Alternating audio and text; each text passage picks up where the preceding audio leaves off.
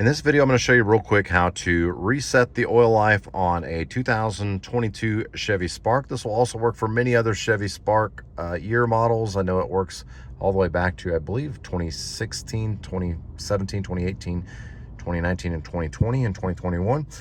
What you're going to do is to reset it, this little stick right here on the left-hand side where it says menu, I'm going to press that. And as I press that, you'll notice that this little oil thing comes up here. If it doesn't, this up and down arrow, you're going to turn this and you'll eventually see it go to where it shows oil. And what this is showing you now is that your oil percent left is 51%. This vehicle just had an oil change done on it.